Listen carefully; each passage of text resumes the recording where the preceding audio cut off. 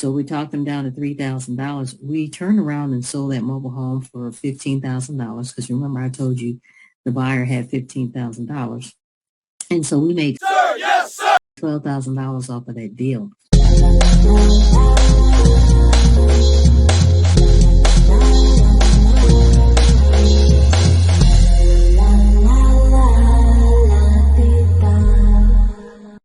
All right, guys, this is the Mobile Home Morning Minute. And I tell you what, guys, I am so thankful.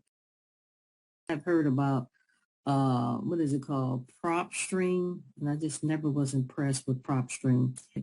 And so we're going to be talking about two deals that we completed. Bingo! Me and my brother.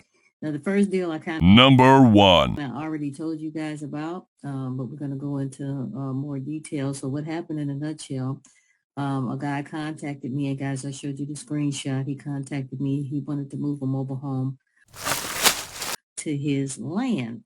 However, he only had $12,000. And I'm like, man, $12,000, number one, you're going to be dealing with a fixer-upper. And number two, you're going to be out of more than $12,000, so you're going to have to go real cheap on the home because the move is going to cost you about $3,500. What's the big idea?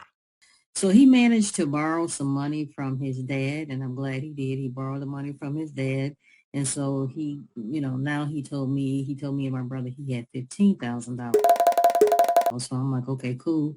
We'll be able to work with that more than the $12,000 he had initially. He said he's been looking for months for a mobile home to move to his land. And I found him a couple of mobile homes. And the mobile home that I found, he was actually pissed off about it because the mobile home was only right down the street from, where his land was. And he said he's been looking.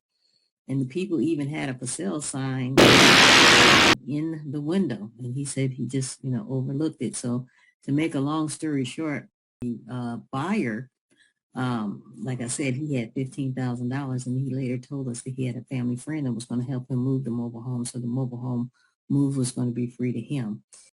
I got it. And so the seller initially wanted $5,000 for the mobile home. It was an older model mobile home. It needed some work.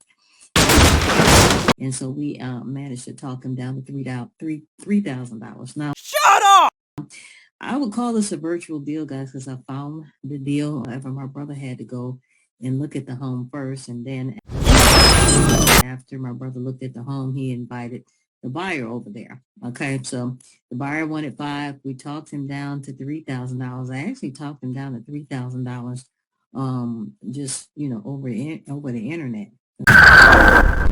Okay, so we talked him down to $3,000. We turned around and sold that mobile home for $15,000 because remember I told you the buyer had $15,000. And so we made $12,000 off of that deal.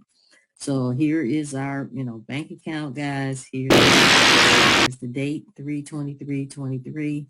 And we actually made $12,000 on that deal. And what happened was the seller did not want the buyer to give him cash. I guess he's trying to hide it from the IRS that he was making any money.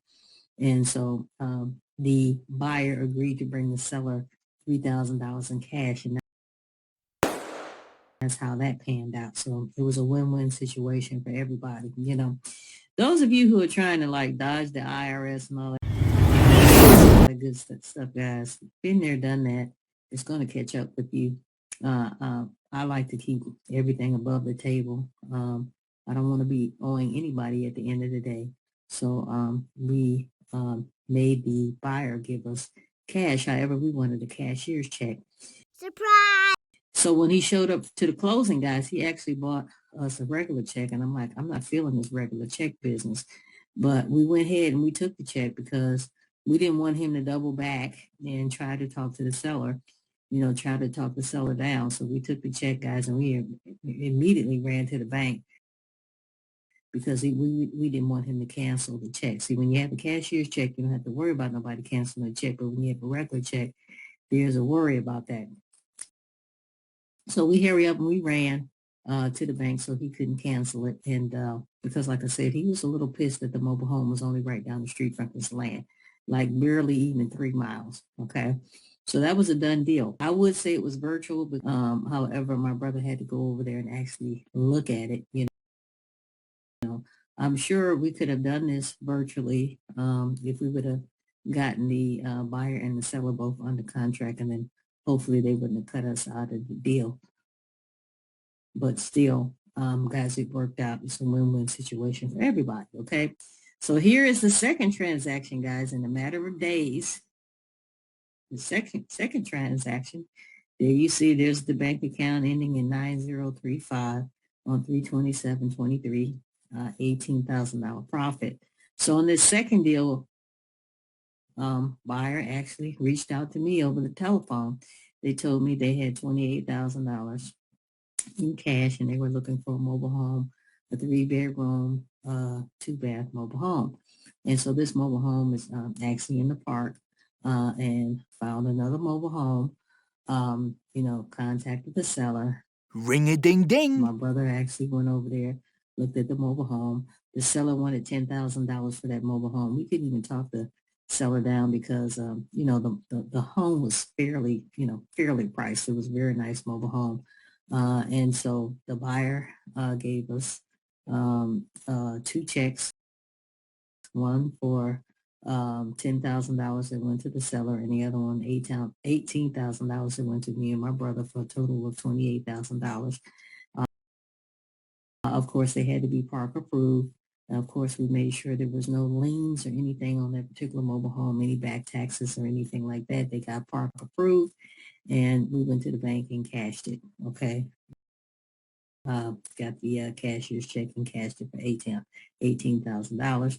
And so that's a done deal. The seller actually was already moved out of that particular mobile home. They actually moved to the private land. They had a new mobile home placed on private land, and they were paying lot rent, and they wanted to hurry up and get rid of that lot rent that was on their back, because now they had that mobile home on land, and they had a new mortgage with with their new mobile home, and they wanted to hurry up and get from underneath that lot rent.